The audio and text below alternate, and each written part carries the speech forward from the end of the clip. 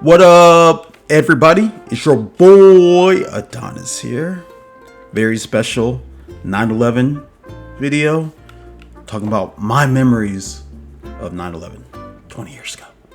Let's go. All right, everybody, it's your boy Adonis here. I'm gonna do a very special 20th anniversary 9/11 video. So let's get into the story. So I was in college at that time.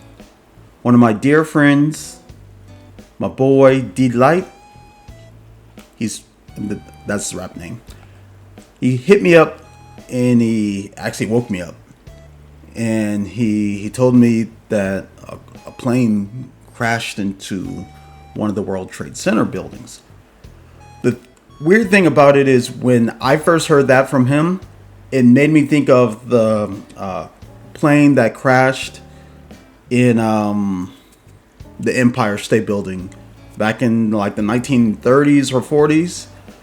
It instantly made me think about that, and I was shocked because I'm like, okay, I understand back then, but now, well, that doesn't make any sense. So I turned on the TV just to watch what was going on. I think I watched like ABC as it occurred. So while I was watching everyone just talking live. I saw the camera crews, a bunch of people crying. And then when the second plane hit, how it hit when we watched it on live TV, you couldn't tell it was a plane. Because it was such a close angle that we just saw an explosion. So it looked like something just exploded inside one of the buildings. That's all it looked like. It wasn't until after they played back the footage during the live event that it actually showed, at least on that channel, that a plane actually hit the second building. The second that happened, all hell broke loose across the country. Everybody was going crazy, didn't know what to expect. People were thinking that planes were just going to be crashing into every other building across the board. It didn't help the fact that a couple of minutes later after that, the Pentagon got hit, which is a personal story for me because my mom and my dad, they both were in the military, Air Force. And my mom was actually supposed to work in the Pentagon. But because of the Gulf War syndrome, she wasn't able to work. But she could have been in that building at that time if she didn't retire. So that always clings to my memory. I know it hit the Army side of the Pentagon, but you never know if she would have been like right there at that one time, at that one spot. But that's something that I really think about, in addition to all the other military people who were there in the Pentagon during the plane crash. And then the last one of the plane, Flight 93, the infamous Flight 93, where the passengers heard about all the other planes crashing and they decided to try to save people. Even though it cost them their lives, they are definitely heroes. And I don't use that word lightly. I never use hero lightly. And these people are heroes. Yeah. And I'm just sitting in my apartment. I think I was I was a junior in college. I just started my junior year of college. And I'm seeing all this and it just felt weird. Felt strange.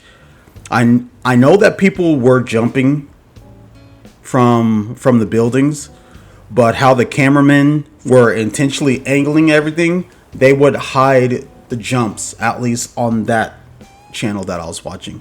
But I did hear one of the announcers say that people were jumping. Once I watched documentaries later, It's not just a couple people. It's like hundreds of people that jumped.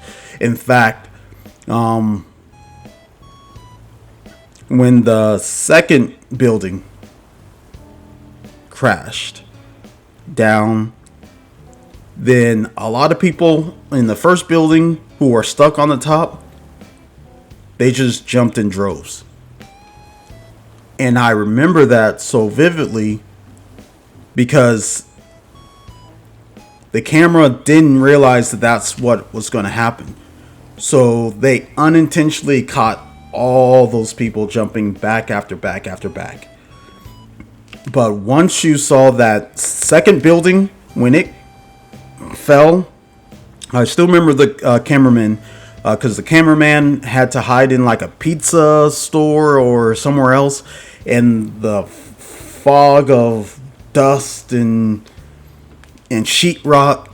Basically, that's what it mainly was sheetrock, and of course parts of the building, body parts, and all these other things all came together with heat and was just ravaging the city.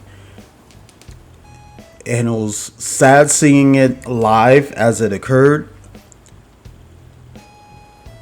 And it was sad seeing what was going on with a lot of people there as they were just trying to just live their day-to-day lives.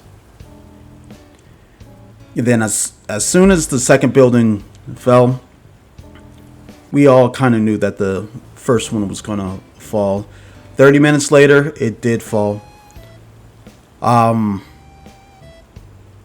It's sad watching it from the comfort of my own home, imagining like 1,000 miles away how everyone felt there at that time when they had to deal with that. I love skyscrapers. I've always loved skyscrapers. I feel like in another life, I probably would have been an architect. So the World Trade Centers, Sears Towers, Burj Khalifa. I've been to the Burj Khalifa.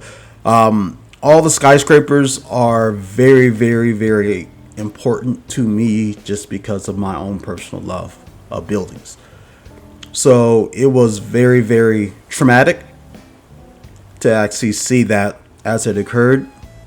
Even though I never seen the buildings, I don't think in real life, unless I was like maybe when my family went there when I was like 6, but I don't personally remember it. So after that occurred,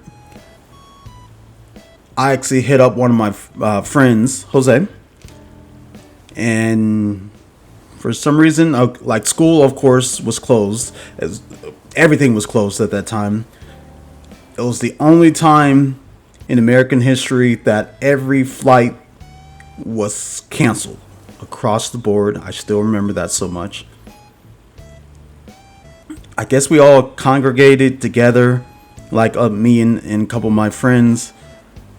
I don't know what we did that night. Like we just kind of just chilled out and just saw what was going on and figured out what it was that was going on itself. And I remember like Bush was in the air for a couple of hours until they kind of figured out if that's it, if there's any other planes that's going to try to hit anybody else, if they're going to try to attack anybody else. And that was a crazy day. On a side note, after that, the next 2 weeks probably was one of the most peaceful times in American history. So for a lot of people who were not born or they were very young and they don't remember how the nation felt at the moment, it was probably the most peaceful time in the time that everyone really came together. And when I mean really came together, they really came together. Then a couple of weeks after, a couple months after, then it started really separating. But the next 2 weeks, everybody really, really like came together for that time frame. I also remember, as a side note, I think it was in Tampa, Florida, I live in Orlando, but in Tampa, Florida, or St. Pete, I think it's Tampa. Someone tried to replicate the same thing with the little plane, and they crashed it into one of the buildings there. I don't think it was big news here, but I don't think it really hit national news regarding that. And I still remember when me, two of my boys, we were going downtown. They were doing a benefit show, and I was going with them.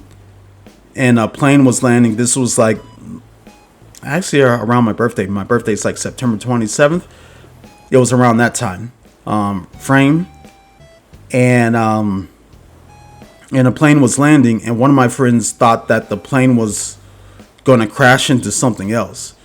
People were on edge at that time. Well, that is my story, or my memory of it. I don't know anybody who personally died in the World Trade Center. I've watched so many hours of documentaries on World Trade Center that I feel like that I know a lot of the people who were around during that time, all the stuff that they experienced. I thought about myself. At that time I was 20 years old, about to turn 21. How would I feel in that moment if I was in one of the buildings? I have no idea. I can act like I would be brave and everything, but truth be told, I probably would be scared. Alright, well, that's just a very honest video. Please be safe out there. Please love each other.